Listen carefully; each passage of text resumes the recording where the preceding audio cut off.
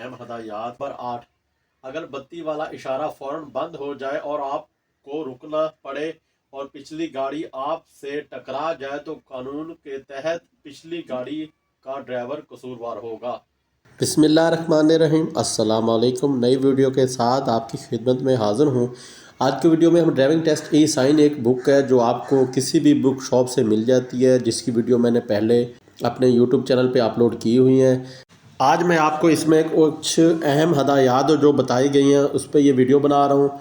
یہ اس پہ پہلی آپ دیکھ لیں فہرست ہے، اس کے بعد ٹریفک کے اشارے بتائے جاتے ہیں، احتیاطی اشارے، اس کے بعد لازمی اشارے، اس کے بعد ہوتے ہیں جی معلوماتی اشارے اور سڑکوں کے نشانات۔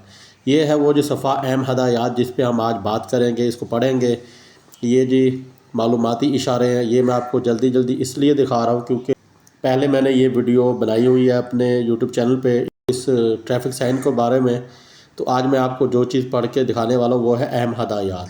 تو یہ میں نے آپ کو ساری بک دکھا دی ہے، اگر کوئی بھائی بک لینا چاہے تو یہ اس کا نام ہے جی۔ اس کے بعد یہ فون نمبر بھی لکھا گیا ہے، اردو بازار یہ لاہور کا فون نمبر ہے، ادھر سے بھی آپ کو یہ بک مل سکتی ہے۔ چلے جی ویڈیو کو سٹارٹ کرتے ہیں۔ صفحہ نمبر 14 پہ اہم ہدایات۔ راؤنڈ نمبر 1، راؤنڈ اباؤٹ پر راستے کا حق آپ کے دائیں ہاتھ سے آنے والی ٹریفک کا ہے، لہٰذا اسے گزرنے دیں۔ نمبر 2، کسی بڑی سڑک پہ آنے سے پہلے مکمل طور پر رکیں، چاہے وہ سڑک خالی ہو یا اس پہ ٹریفک نہ ہو، ایسا کرنے سے حادثے کا احتمال نہیں رہتا۔ نمبر 3، اگر آپ 30 کلومیٹر فی گھنٹہ کی رفتار سے گاڑی چلا رہے ہیں تو اگلی گاڑی سے 40 فٹ کا فاصلہ رکھیں۔ اگر 50 کلومیٹر فی گھنٹہ کی رفتار سے گاڑی چلا رہے ہیں تو 80 فٹ کا فاصلہ رکھیں۔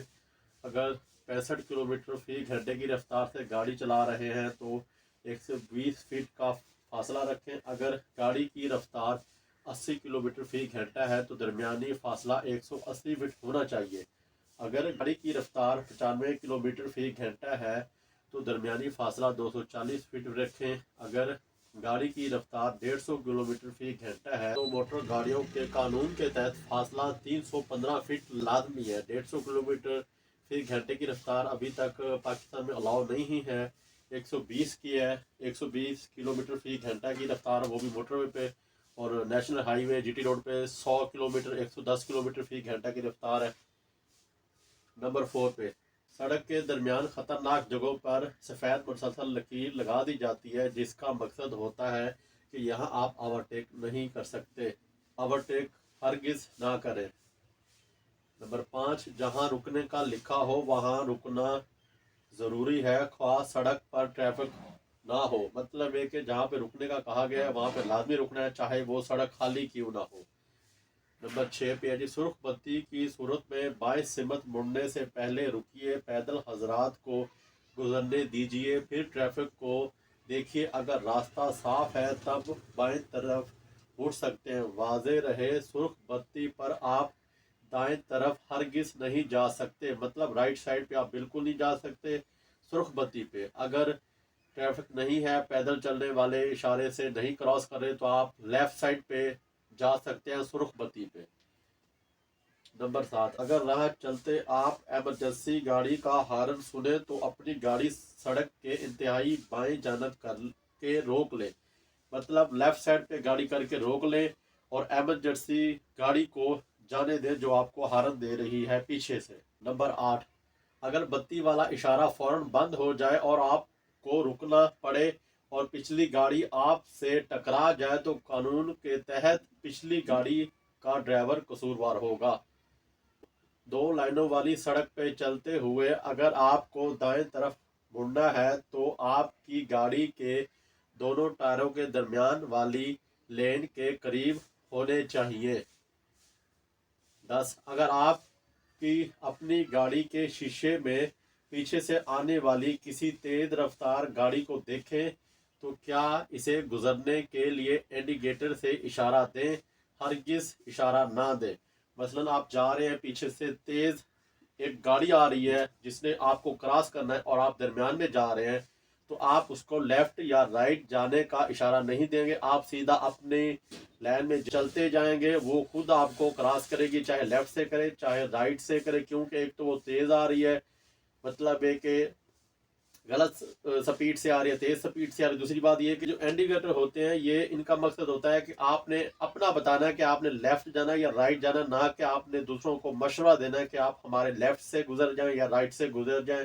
اس لیے آپ جب انڈیکیٹر دیں گے لیفٹ کا تو وہ سمجھے گا کہ آپ نے لیفٹ جانا ہے، حالانکہ آپ کے ذہن میں یہ ہوگا کہ میں اس کو اشارہ دے رہا ہوں کہ لیفٹ سے گزر جاؤ یا رائٹ سے گزر جاؤ، لیکن وہ یہ سمجھے گا کہ آپ نے گاڑی لیفٹ یا رائٹ کرنی ہے۔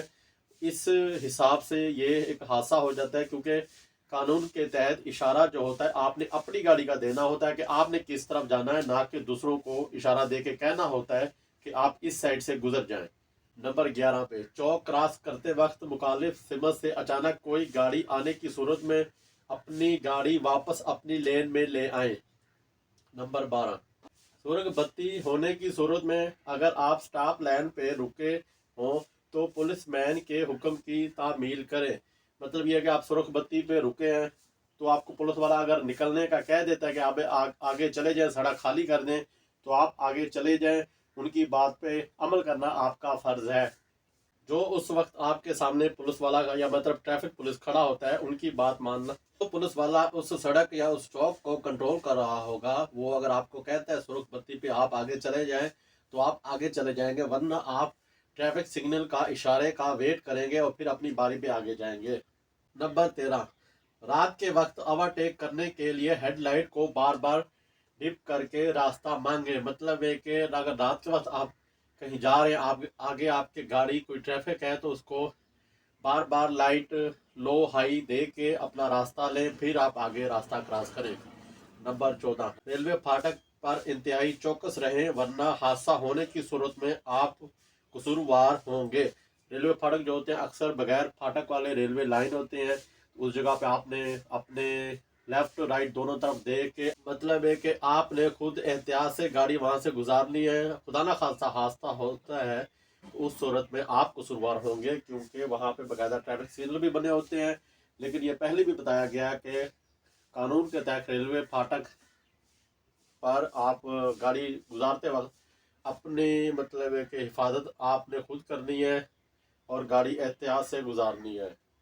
نمبر 15 اپنی گاڑی کی لائٹ سورج غروب ہونے کے آدھا گھنٹہ بعد چلائیں اور سورج نکلنے سے آدھا گھنٹہ پہلے بجھا دیں۔ مطلب ہے کہ مغرب کے جب ٹائم ہوتا ہے اس سورج غروب ہونے کے آدھے گھنٹے بعد آپ نے ہیڈ لائٹ چلا دینی ہے، اور سورج نکلنے سے آدھا گھنٹہ پہلے اگر رات کا سفر کر رہے ہیں، سورج نکلنے سے پہلے جب روشنی ہوتی ہے تو آپ نے اپنی ہیڈ لائٹ بند کر دینی ہے۔ اگر سردیاں یا دھند کی صورت میں آپ اپنی ہیڈ لائٹ ہر وقت چلا سکتے ہیں، جب آپ کو پتا ہے کہ دھند ہے، گاڑی نظر نہیں آتی، اور آپ اپنی ہیڈ لائٹ گاڑی کو فوگ لائٹ لگی ہے تو وہ جلا سکتے ہیں، ورنہ اپنی ہیڈ لائٹ بھی چلا سکتے ہیں دھند کی صورت میں جب سردیاں ہوتی ہیں، کیونکہ اکثر دھند ہوتی ہے تو گاڑی نظر نہیں آتی۔ جس جگہ پہ گاڑی نظر نہیں آتی تھوڑے فاصلے پہ اس جگہ پہ ہیڈ لائٹ تھوڑا سے فاصلے پہ نظر آ جاتی ہے، گاڑی بعد میں نظر آتی ہے، ہیڈ لائٹ پہلے نظر آ جاتی ہے جلتی ہوئی، تو آپ دھند میں اپنی گاڑی کی ہیڈ لائٹ چلا سکتے ہیں۔ آج کی ویڈیو کا اختتام کرتے ہیں، انشاءاللہ نیکسٹ ویڈیو کے ساتھ آپ کی خدمت میں حاضر ہوں گے۔